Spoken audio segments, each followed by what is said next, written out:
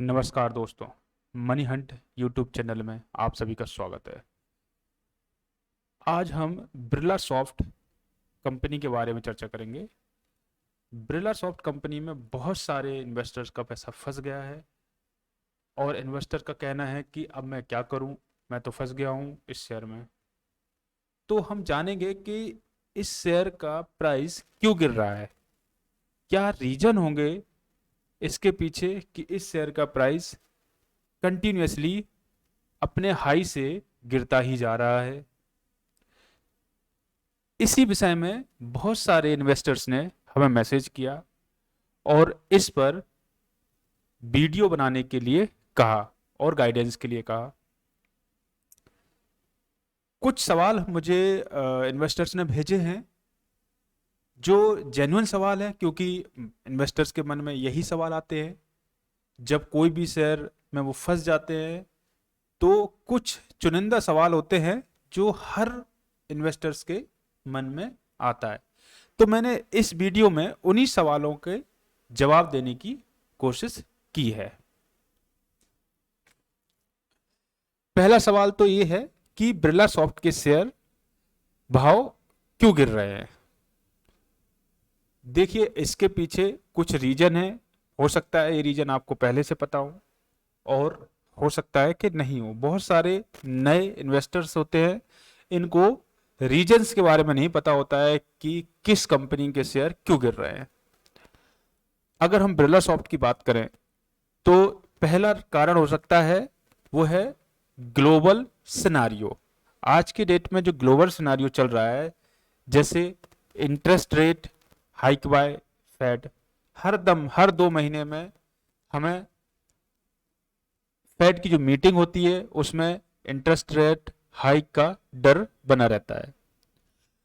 और अगर interest rate, इसके पीछे बहुत एक लॉजिक है, बहुत ही रीजन है कि जब रेट हाइक होते हैं तो इन्वेस्टर्स अपना पैसा इक्विटी से हटाकर फेड में, जैसे हमारे यहाँ repo rate, reverse repo rate होते हैं, अगर रिवर्स रेपो रेट का रेट हाइक होगा तो बैंक्स क्या करेंगे, इन्वेस्टर्स क्या करेंगे, आरबीआई के पास, आरबीआई के बॉन्ड में अपना पैसा इन्वेस्ट करेंगे।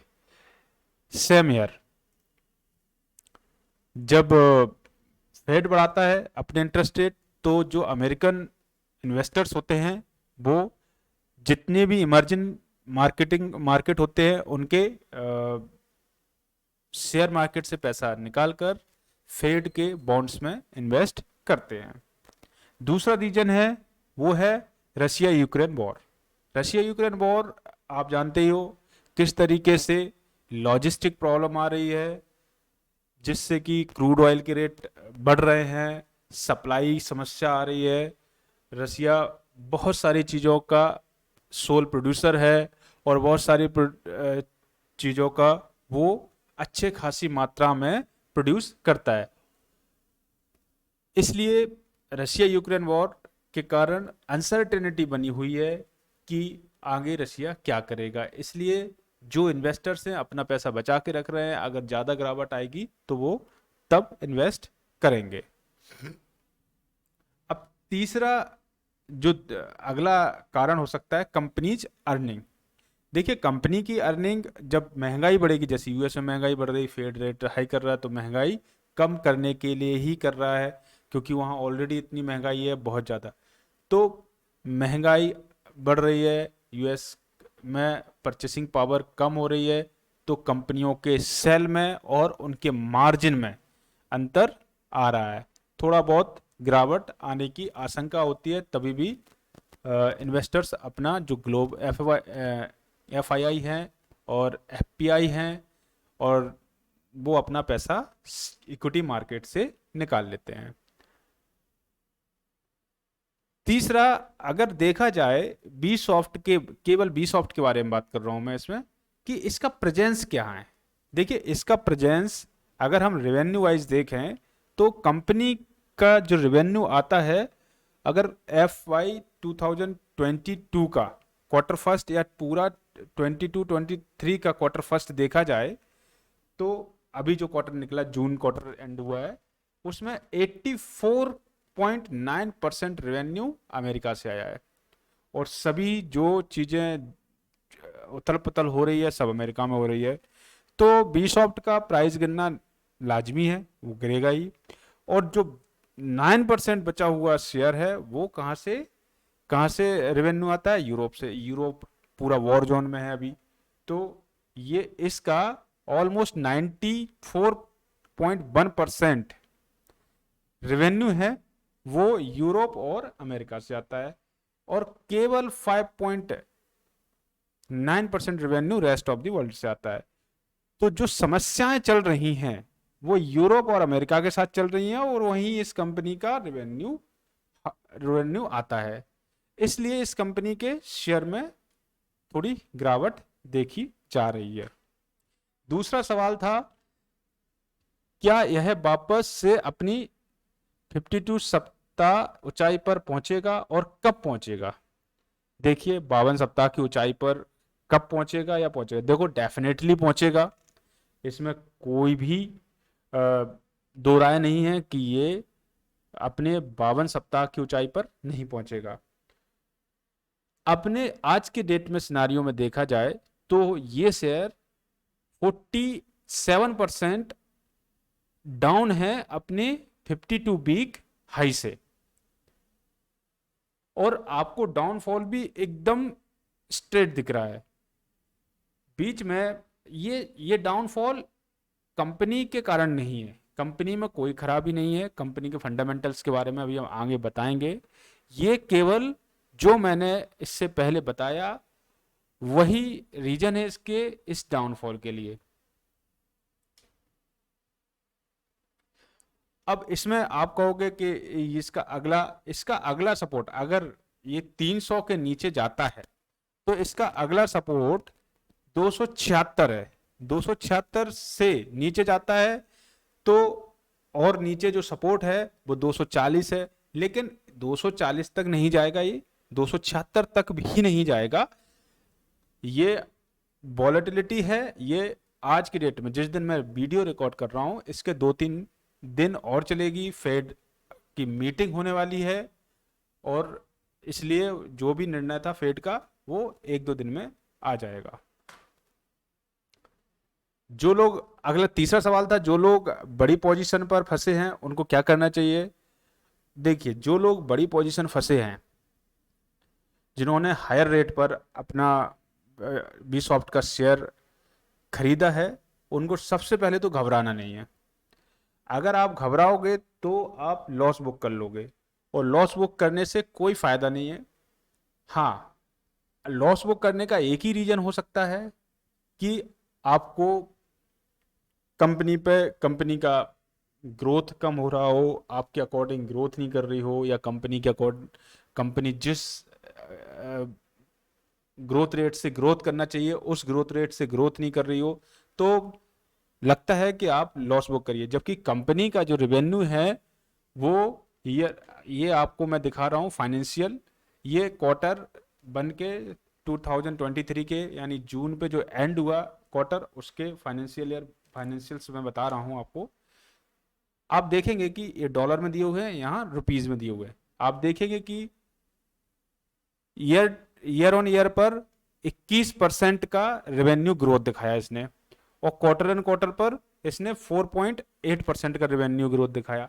रेवेन्यू कंटिन्यू बढ़ रहा है कंपनी का, तो घबराने की कोई बात नहीं है, कंपनी अच्छा काम कर रही है।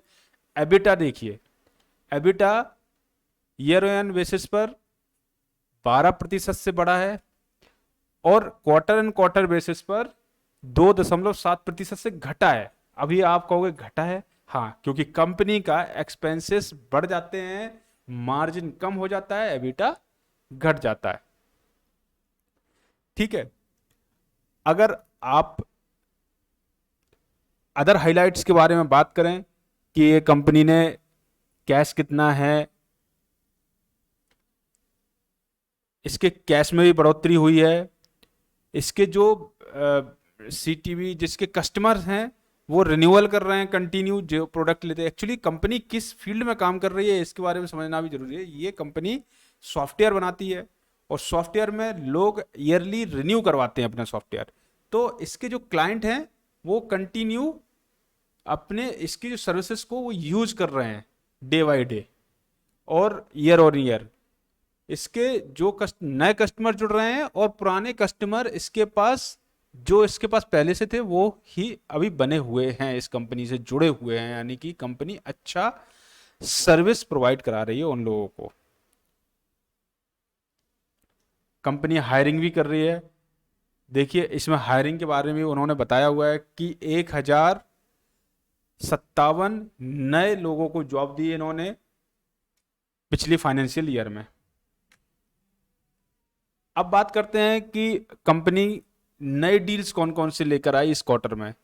ये केवल मैं जून क्वार्टर की बात कर रहा हूं 2023 के। तो जैसे कि मैंने बताया कि इस कंपनी का जो मार्केट है वो यूएस है। तो यूएस में इसने एक टास्क का एक प्रोजेक्ट जीता है।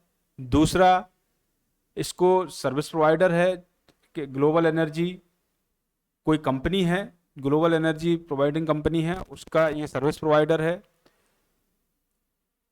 और बहुत सारे अवार्ड्स वगैरह इसने जीते हैं इस क्वार्टर्स में। अगर इसके फंडामेंटल्स की बात करें तो फंडामेंटल्स में कुछ चीजें जो देखी जाती हैं वो मैं आपको बता देता हूं। सबसे पहले रेवेन्यू, अगर किसी कंपनी का रेवेन्यू कंटिन्यूअसली बढ़ रहा है तो कंपनी बहुत अच्छी है। कंपनी के बारे में ज़्यादा सोचने की ज़रूरत नहीं है कि एक शेयर हमारा गिर रहा है तो क्या मैं उसको सेल कर दूं, नहीं, बिल्कुल नहीं। फंडामेंटल अच्छे हैं इसके तो कंपनी का शेयर डेफिनेटली अगर माहौल सही होगा तो बढ़ेगा। रेवेन्यू मार्च 2022 में करोड़ में 557 करोड़ का था और जून 2022 में 563 करोड़ का हो गया, यानी कि ऐसे बेकार माहौल में भी कंपनी के रेवेन्यू में ग्रोथ हुई है। लेकिन अर्निंग पर शेयर में इसमें थोड़ी गिरावट आई है। वो भी इसलिए आई है क्योंकि ये कंपनी का प्रेजेंस यूरोप और अमेरिका में है। वहां पर जो सिचुएशन है वो मैं आपको पहले बता चुका हूं। अब इसका वैल्यूएशन, कोई भी शेयर कितना गिर सकता है उसके वैल्यूएशन, अगर किसी शेयर के वैल्यूएशन बहुत ज्यादा है, मतलब वो बहुत महंगे पे सेल हो रहा है, तो इन्वेस्टर्स उसमें से पैसा निकालना स्टार्ट कर देते हैं। तो अगर इसके वैल्यूएशन की बात करें तो इसका वैल्यूएशन बिल्कुल भी एक्सपेंसिव नहीं है, ये बहुत ही अट्रैक्टिव रेट पे आज मिल रहा है।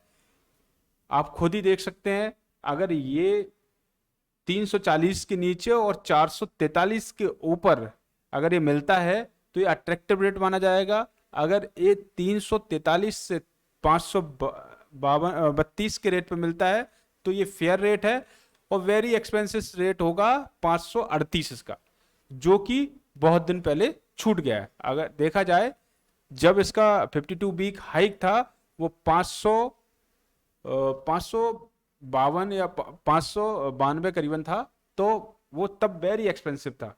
आज देखिए ये बिल्कुल अट्रैक्टिव रेट पे है, इसमें वैल्यूएशन के हिसाब से बहुत बढ़िया कंपनी है। अब कुछ चीजें होती हैं, कंपनी तो अच्छी रेवेन्यू जनरेट कर रही है, क्या कंपनी पे कर्ज है? तो देखा जाए तो कंपनी ऑलमोस्ट डेप्ट फ्री है, कर्ज फ्री है, हेल्थी डिविडेंड भी देती है कंपनी, प्रमोटर की होल्डिंग बढ़ रही है। प्रमोटर अगर अपनी कंपनी की होल्डिंग बढ़ा रहे हैं यानी कि कंपनी का ग्रोथ प्रोस्पेक्ट बहुत ही अच्छा है, वो सोच रहे हैं कि आगे कंपनी बहुत अच्छा करेगी। आशा करता हूं जो मैंने बताया वो आपको पसंद आया होगा। अगर आपके मन में कोई भी सजेशन है या आप कुछ एडवाइस देना चाहते हैं तो आपका बहुत बहुत स्वागत है। Thank you. Happy investing. हाँ, जब भी आप इन्वेस्ट करो तो हैप्पी इन्वेस्ट करो। Happy investing. Thank you once again.